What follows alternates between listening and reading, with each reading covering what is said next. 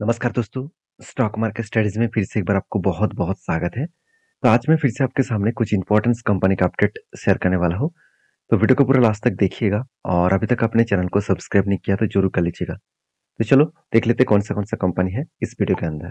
तो सबसे पहले मैं बात करूंगा क्लीन साइंस एंड टेक्नोलॉजीज के बारे में। देखिए क्लीन साइंस एंड टेक्नोलॉजी से कैसे कंपनी है, इसके बारे में आज मैं आपको बात करूँ तो कंपनी अ, एक बहुत शानदार कंपनी है और फ्यूचर में एक अच्छा खासा हाई ग्रोथेबल केमिकल बन सकते हैं, क्योंकि इस कंपनी के जो प्रोडक्ट है उस प्रोडक्ट का लिस्ट आप देखेंगे तो आपको एक बहुत शानदार तरीके से कुछ डेटा अपडेट देखने को मिलेगा। मैं एक बार आपको वेबसाइट विजिट करा देता हूँ और भी आपको क्लियर हो जाएगा कि कंपनी का प्रोडक्ट क्या है। देखिए कंपनी के जो प्रोडक्ट है परफॉर्मेंस केमिकल्स के ऊपर, फार्मास्यूटिकल्स मतलब फार्मास्यूटिकल्स और एग्रोकेमिकल्स के ऊपर और एफएमसीजी केमिकल्स के ऊपर, मतलब कंपनी वही सेक्टर के ऊपर काम कर रहा है जिसका डिमांड आज जितना है फ्यूचर में उससे भी ज्यादा बनने वाले हैं। तो एक बेस्ट तरीके से परफॉर्मेंस यहाँ पे कंपनी के ऊपर देखने को मिलेगा। बाकी इस कंपनी के ऊपर आप फार्मास्यूटिकल से लेकर परफॉर्मेंस केमिकल को लेकर एफएमजीजी सेक्टर में आज थोड़ा सा मार्केट में जो प्रोडक्ट का डिमांड है वो कम हुआ है।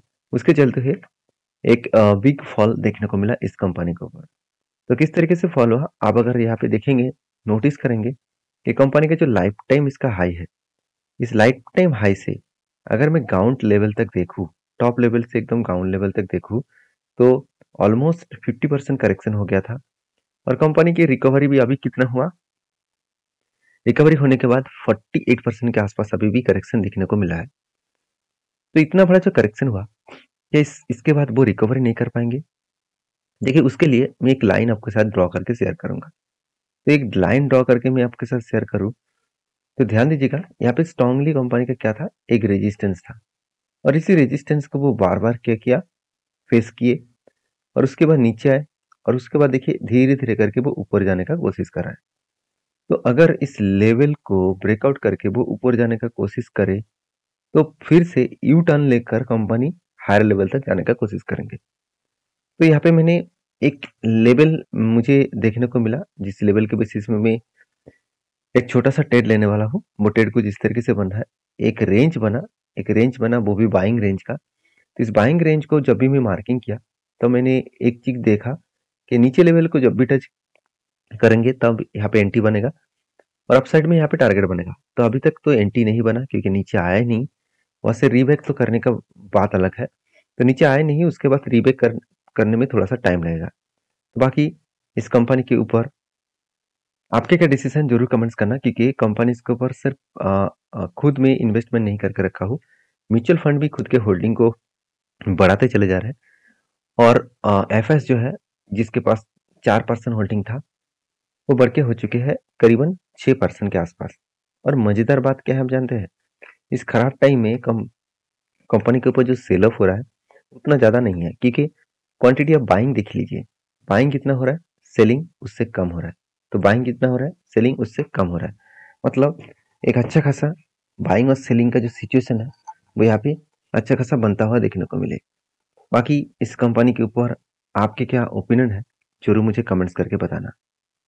नेक्स्ट जो कंपनी है उसका नाम है जोमेटो।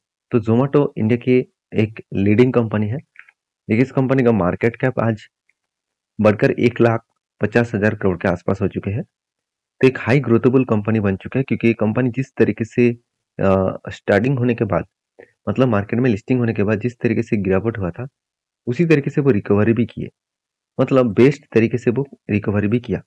अभी इस कंपनी के ऊपर बहुत सारे लोगों का कमेंट्स है कि सर अभी क्या करूं, अभी क्या सिचुएशन बन सकता है। देखिए मैं सिचुएशन वाइज बात करूं तो कंपनी का जो ग्रोथ है वो किस तरीके से होने वाला है आप देखेंगे तो कंपनी का क्वार्टरली रिजल्ट, जो सेल्स के मामले में कभी भी कंपनी का सेल्स कमियां देखने को नहीं मिला। हर साल में कंपनी खुद के सेल्स को लगातार बढ़ाते चले गए और एक्सपेंस को कंपनी क्या किया, कंट्रोल किए, एक्सपेंस को कंपनी मेंटेन्स किया। उसके बाद कंपनी का नेट प्रॉफिट, जो लॉस मेकिंग कंपनी था, इतने दिनों में जो कंपनी लॉस कर रहा था वो फाइनली यहाँ पे क्या हुआ, प्रॉफिट में कन्वर्ट हो गया। तो एक बेस्ट तरीके से कंपनी का प्रॉफिट देखने को मिला। बाकी इस कंपनी के ऊपर एज ए मतलब इन्वेस्टर वो क्या कर रहा है, देखिए पहले एफएस के पास सिर्फ 11% होल्डिंग था। 10 से 9% होल्डिंग था। आज वही होल्डिंग बढ़ के हो चुके हैं 54.88%। और डीएस के पास कितना होल्डिंग है? 4.3% का होल्डिंग था, वो बढ़ के हो चुके 15.47% के आसपास। पब्लिक के पास कितना होल्डिंग है? 18.35% के आसपास होल्डिंग था, वो बढ़ के हो चुके 27.98% का होल्डिंग। तो एक बेस्ट तरीके से होल्डिंग्स यहाँ पे आपको देखने को मिला। तो मुझे लग रहा है एक अच्छा खासा यहाँ पे हाई ग्रोथेबल होल्डिंग्स यहाँ पे कंपनी के ऊपर देखने को मिलेगा। बाकी इस कंपनी के ऊपर आपके क्या ओपिनियन है, जरूर मुझे कमेंट्स करना। और हाँ, एक चीज मैं नोटिस आपको जरूर कराऊंगा कि इस कंपनी के ऊपर जो म्यूचुअल फंड है उन्होंने क्या क्या लास्ट कुछ फ्यू मंथ्स में, वो आपको देखना बहुत जरूरी है। क्योंकि म्यूचुअल फंड देखिए, सितंबर, अक्टूबर, नवंबर और दिसंबर, इस चारों मंथ में बहुत शानदार तरीके से बाइंग किया। और जनवरी मंथ में क्या हुआ, एक अच्छा खासा सेलिंग हुआ। मतलब इतने दिनों से जो बाइंग हो रहा था, बाइंग को यहाँ पे सेलिंग कब हुआ? लास्ट डे में। मतलब यहाँ पे जो लास्ट डे है, इस सॉरी लास्ट जो मंथ गया जनवरी मंथ, वहाँ पे सेलिंग देखने को मिला। अभी फरवरी मंथ का डेटा अभी तक आया नहीं, तो फरवरी मंथ का डेटा आने के बाद पता चलेगा कि फिर से म्यूचुअल फंड बाई कर रहा है कि सेल कर रहा है। क्योंकि आज कंपनी लाइफ टाइम हाई के ऊपर ब्रेकआउट करने का कोशिश कर रहा है। तो मैंने आपको ये भी बताया कि शानदार तरीके से एक पैटर्न क्रिएट हुआ, और वो पैटर्न्स कुछ इस तरीके से बना। मैं एक बार आपको पैटर्न्स बना के दिखा रहा हूँ, क्योंकि पहले एक पैटर्न्स बना था, शोल्डर कम हेड कम शोल्डर, ब्रेकआउट भी हुआ और बेस्ट तरीके से एंटी मिला और टारगेट भी अचीव हो गया। और टारगेट कहाँ तक अचीव हुआ? 58% के आसपास, 160 तक इसका टारगेट था, तो वो इजीली अचीव हो गया। अभी देखिए फिर से एक बेस्ट तरीके से एंटी बनने जा रहा है, कुछ इस तरीके से कब बनेगा और यहाँ पे कब पहले बनेगा, और उसके बाद मैंने कब को मार्किंग कर लिया। और उसके बाद क्या बनेगा, यहाँ पे बनेगा नहीं, बन चुका है। यहाँ पे देखिए शोल्डर बना, तो यहाँ पे छोटा सा शोल्डर बना, और मैं इंतजार कर रहा हूँ अभी इसका ब्रेकआउट कब होगा। तो इस लेवल के ऊपर अगर ब्रेकआउट करे और ब्रेकआउट कंफर्मेशन करे तो यहाँ पे एंटी बन सकता है। और मजेदार बात यही है कि ये जो रेंज है, इस रेंज को मार्किंग करके आपको क्या करना है, इस रेंज को मार्किंग करके आपको ऊपर बिठा देना है। तो ऊपर अगर बिठा दूं तो यहाँ पे टोटल जो टारगेट निकल कर आ रहा है करीबन 75% के आसपास। तो अभी टारगेट बनेगा कि नहीं बनेगा आपको तो कुछ दिनों बाद ही पता चलेगा। फिलहाल के लिए इस कंपनी के ऊपर जो सिचुएशन है वो मैं आपके साथ शेयर किया हूँ। बाकी आपके क्या ओपिनियन है जरूर कमेंट्स करके बताना। नेक्स्ट जो कंपनी उसका नाम है पॉलीकैब इंडिया लिमिटेड। देखिए पॉलीकैब इंडिया लिमिटेड जो एक कंपनी है जिसका मार्केट कैप 72,000 करोड़ के आसपास है, और कंपनी के जो पी रेशियो है वो करीबन 43 के आसपास है। कंपनी का आरओसी आर रही बेस्ट देखने को मिला। एनुअल इनकम करीबन 1200 करोड़ के आसपास देखने को मिला, और डेप्थ एकदम कम है, एकदम जीरो है, और प्रोमोटर होल्डिंग बहुत शानदार है। तो आप कहेंगे सर ये सारी चीज देखकर मुझे क्या फायदा होगा? देखिए फायदा फायदा होगा तो जरूर, और फायदा तो कंपनी दी ही चुके हैं। क्योंकि कंपनी के ऊपर जब यहाँ पे इस तरीके से बिग फॉल देखने को मिला था, टॉप लेवल से इस डाउन लेवल तक देखूं तो अराउंड 33% के आसपास फॉल देखने को मिला था। तो बहुत सारे क्वेश्चन मुझे यहाँ पे आया हुआ है कमेंट के माध्यम से कि सर इतना बड़ा फॉल हुआ, क्या पॉलीकैब बर्बाद हो गया? क्योंकि एक नेगेटिव न्यूज भी था, 1,000 करोड़ का टैक्सेस उन्होंने चोरी किया है, इस तरीके से न्यूज भी उनको प्रोवाइड किया गया था। इस सारे कारण के वजह से मुझे लग रहा है कि एक बिग सिचुएशन ऐसे बना कि जिसके कारण कंपनी के ऊपर एक बिग बिग बिग फॉल देखने को मिला। अभी यहाँ से ही कंपनी के ऊपर क्या हुआ, रिकवरी होने का कोशिश कर रहे हैं।